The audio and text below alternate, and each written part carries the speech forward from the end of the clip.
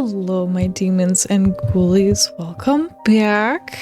I feel like it's been a hot minute since I've done a speed paint. Maybe that's just me. But I figured I had this piece in mind and I was working on it off work hours. I figured why not? I would record it. Obviously, like, this is how it normally happens. I'm almost done with this sketch and I was like, maybe I should be recording this for a video. But at least, you know, I didn't end up finishing halfway through the piece or finishing the piece entirely before saying, you know what? I should record. Wouldn't it be fun? I've had this piece stuck in my head for a while now. I think at this point, the big lore video about Hexmas, the underworld, the characters, the setting, the drama has been uploaded. And this was made and finished before I had finished that video and uploaded it. And I was really thinking a lot about developing the world and the characters and their like interpersonal lives. And I love these two so much. Thane is our handsome Viking man dancing with Selma, our lovely tavern owner, succubi extraordinaire. And I'm sure you know by the title of this video, but the piece itself is called One More Dance. And these characters, these two make me like cry because I love them so much. And I was thinking about it and I was like, I gotta make some more about it because no one else is going to unless I pay money, and I don't have much of that. So, and I got the skills to do art, so I might as well. But basically, Selma is a very, very busy succubi. Other than being a tavern owner and taking in other succubi to help them out, as well as staff her tavern. She is a succubi, so she is pretty preoccupied with many affairs, as it were. But as a human, her greatest desire was to get married, to have children, to settle down, to have a family of her own. And she was a prostitute, so that was not really attainable for her at the time. And her untimely demise obviously cut that short. Because she was a prostitute and wanted that so badly, her punishment is to sort of carry out her job on Earth in hell. She is still, I guess, essentially a prostitute in some capacity.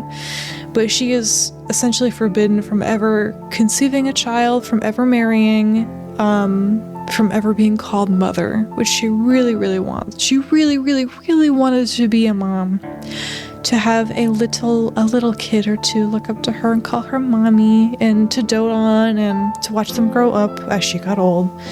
And now she cannot have that. But for Thane, while his punishment isn't necessarily affecting his relationships, he is smitten with Selma. He loves her very much. And they sort of have a relationship from afar. They are allowed to be romantically and sexually together, but he is essentially unallowed to marry her, unallowed to like settle down, have kids. And he was also a family man. He used to have a wife. He used to have kids. So he knows the sort of affections and loveliness that sort of life can bring. And to not be able to do that with the lady that he loves is also pretty crushing for him. But they make do. And I'd like to think that they sort of steal away these moments where they kind of try to forget their baggage, as it were, or their curses, and that they're just two lovers hanging out, having a good time, just enamored with one another, and try to just enjoy the moments that they can get away, especially because Thane is, as one of Hell's top generals, he's pretty busy training lots of other like newcomer demons or people or demons that will be in the Legion of Hell's army. All the semantics that brings. But I was like feeling really sappy because I think their story's really cute and like very, I guess, doomed, but still very sweet because they can, like I said, they can still like kiss or hold hands. They just can't reach the ultimate pinnacle of the relationship to them, which is marriage. For some people, that's not such a big deal, but for them, it would be very nice. But they make do. So I don't think I showed it in this process at all, but I have been using Blender a lot and these free models that I found online to pose to help me get these poses that I want. And I think one of the layers will show it, in fact. Like I have an image that I have, that's the reference that I used. But what I found really fun was that I've got two sources of lighting. I have one that's above, and that's like the more yellowish, like standard light in like a ballroom or some sort of dancing place, I'm not sure. The club. And then another one that's sort of coming from the side that's a more blue light, because I am trying really, really hard to be more dynamic, get some more lighting, and I think currently I'm taking it in the direction of like I want to do better with lighting and push my shadows to be darker. I feel like a lot of my images, the colors, they tend to be a little washed out, the shadows in particular. I feel like I typically do like saturated colors. But when it gets to shading, I think it's just because my monitor that I color on isn't calibrated super well, so it looks very dark, but then if I pull it over to the main one or look at it on my phone, it is very like grayish and not as dark as I would like it to be. But it was, I don't quite know if I nailed the lighting on this as well as I would have liked to. I think by the end, I was getting a little fed up and I was like, I think this is as good as I'm gonna take it. I'm not gonna stress out about it too much. I didn't even like fully paint this piece. Like the line art is still there by the end of it, which I try not to do with my personal pieces. I like to just like, because I like the whole rendering bit of like, oh my god, the line art is gone. It's just fully rendered. It's pretty cathartic to me. But I was like, I don't feel like it. And I'm trying to focus on making sure that the rendering with line art is up to par as well as it would be if it was fully rendered. Because there's sometimes like a huge jump, and I'm like, I could do better. And I do better. But I also did want to mention Selma's outfit is actually a commission that I got from Plat. P-L-A-T on Regen. I've commissioned, I think pronouns are she. I've commissioned her a couple times for some outfit designs just because I know that that's a bit of a weak spot for me. So I was like, these designs are really cute. I'm gonna trust them. And they've done fantastic. They've done like really, really cute designs. So I trust them wholeheartedly. And I do feel a little bad because I did not add the rose pattern on the like skirt portion of the outfit that I got from them, but also it's fine.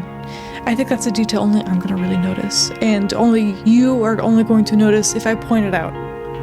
Which, congrats, I pointed it out. Another thing that I did, which we're kind of getting to now, is a background. I was like, I want these two lovebirds to be dancing and enamored with each other, but I don't want to float into space. And I do wish I spent maybe a little more time in the background. But again, I didn't want it to be the focal point. I just wanted it to be like recognizable shapes. Like they are in Selma's tavern. I mean, that's information for me, really. They're in her tavern, the dining part where she has, more lore. She has like a more dining section, like restaurant-y tavern with the bar and everything, and then she has like, I would say like a showroom where it's the more fancy dining section where she's got these sort of tables with the nice tablecloths and a big stage for people to perform upon, and a little bit of a dance floor in front of the stage, or that can be cleared for a dance floor, and that's what they're dancing at right now. But I really had to like push the scenery behind them, the background, to be dark, so that like the lighting could look okay and that they would stand out, and that like, I don't know, we would focus on them but still be like this, they're somewhere, like grounded in reality. They are in a place. They're not just in a void. I'm trying to do that more with my personal pieces, of making it almost like a snapshot from life, a little more realism to it. And man, it do test me sometimes. I do have to say, backgrounds are not my forte. I like more foliage, to be fair, because it's organic shapes. They can kind of look a little like a silly nilly-willy, which is fun. But this is not that. This is literally just like table, chair, floor, board. I will say, as we're rendering Thane's skin right now, I feel like I should have saturated his shadows a little more. But I really pushed myself with drawing his face in particular. I really wanted to give him kind of a nose that has like a not like a totally hooked nose, but has like a bump towards the I guess the bridge, the upper bridge. I'm feeling my nose. I don't know if that would like muffle my voice, because obviously he's like rough and tough, and I'm sure he's broken his nose, so it's not gonna be perfect. It's gonna be a little scrimbly. I also gave him a tiny bit of a cleft in the very like ball of his nose, right by his nostrils. I don't know the technical term. I don't know if there is one. But that, again, combined with the more flat face on the top of his nose, I was very, very, very pleased with. I know that's like a lot to get into for one guy's nose, but like, I'm also trying to navigate same face syndrome, and I do feel like I have it with my characters, and noses, I think, are a great way, in a very subtle way, to sort of deter that. Like for Thane. He's a rugged, tugged man. He's broken his nose, so it's gonna be a little wonky.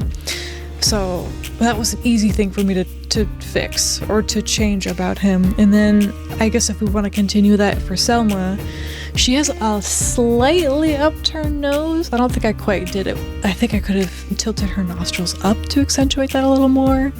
But I also, for her specifically, she's got very high cheekbones. That's why like I'll draw a line right where her cheek, I almost said the cut of her crease. No, like where it caves in a little bit. I'll draw like a line to help accentuate that, and I'll try to shade it a little bit more. Which like kind of makes me think of when drag queens sort of do that, where they cut their cheeks and they like really kind of shade it a little more aggressively. I don't do that for her, obviously, but just stuff like that. I like little things like that. I'm learning that I don't have to draw the same face, and I can make it fun and find ways that incorporate their character and their personality into the way that they look. And I think that that's fun, but also, again, little subtle things. And it's been a fun journey. I can totally speak words. It's fine. I'm also just trying to think of more day-to-day life stuff. I really want to try and draw more, or I mean even maybe write little scenarios of these characters in the world on their like day-to-day basis. Maybe a major event, maybe a minor event. How would they react? What would they do? What do they want? What do they desire? What do they hate? Like really getting nitty-gritty into it. Oh, this part. I hope this lines up right. We're rendering the fur like shoal on Thane's shoulders, and I found a brush that's just called fur, and it's a bunch of little lines all at once. And I really, typically, I like fluffier fur because you can do like clumps, but like finer fur, something like this, is a lot harder, and I don't know if I totally like it, but I definitely don't dislike it. I think I could probably, I don't know, finagle around with it a bit more. I just totally second guessed whether I did the fur grain in the right way. I think I did, but it's also kind of hard to tell because it's pretty fine. A little more fine. But yeah, I love these characters so much. I hope that it seems like the lore video has been received pretty well. I've gotten a lot of compliments on it of people being like, this is really fun to watch. Oh my god, I can't believe you did all that. And I'm like, yeah, me too. But I hope it inspires others, and I hope it inspires me to really like get to the nitty-gritty, dig down deep, get some details, and hopefully elaborate on it more. If there's anything you guys want or have questions about, I was thinking of doing a Q&A or some sort of like update video of like, hey, the lore video came out, you guys have a bunch of questions, let me go through and answer some of them and expand upon them, maybe with either some art to help as a companion piece or something like that. I have had a couple friends be like, I want to make an OC for this world, and now that this is out, I kind of have like a thing to go off of, but like I have questions of the XYZ, and so I'm really happy to answer that and help people out with that because I think that's really fun. And we can make OCs, and then we can make them play together, and then they could go battle and fight scary people, and it would just be a really fun time.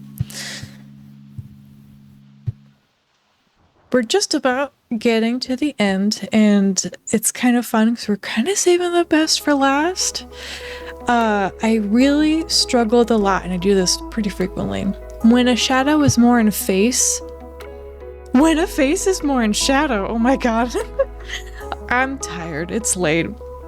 I struggle pushing the shadows because I don't want the face to be covered up because I want it to be seen, and anytime any detail is covered up, I'm like, I don't want to cover it up. I want it to stand out. I have to learn that like it will be better if it's darker, covered up, whatever. Like it'll make more sense. Like with her hair, I love rendering Selma's hair because it's just long locks, but I was like, we're gonna make it dark. So I'm pushing it to be darker. I was a little upset with her clothes because a lot of it is covered up by this beautiful arm wrap sleeve, sort of. But like, I don't know, there's something really, really elegant about the long sweep and the folds and making it really dark, and I kind of had to come to terms with love. It's whatever. It's gonna be fine. It's not the end of the world. Could always draw another piece if I really want to. But as we're closing in, let me know what you guys think. Let me know how you would maybe approach something like this. Let me know what you think of the lighting. I think I could have pushed it a little bit more. I'm not totally dissatisfied, but I know I could have done better, but that's okay. Like every piece doesn't have to be absolutely perfect. I got it out, and for the most part I'm pretty happy with it, and all I can do is look forward to doing better in the next one. And with that, I'll leave you guys to finish out the video. Enjoy it. Take care of yourselves. I know we're getting to like the end of the year, so I have a couple of videos planned in mind. We'll see if those come out or not. I don't know. But take care of yourselves. Be kind to yourselves, and I'll see you guys later. I'll talk to you later. Bye. Bye. Bye. Bye. Bye. Bye. Bye.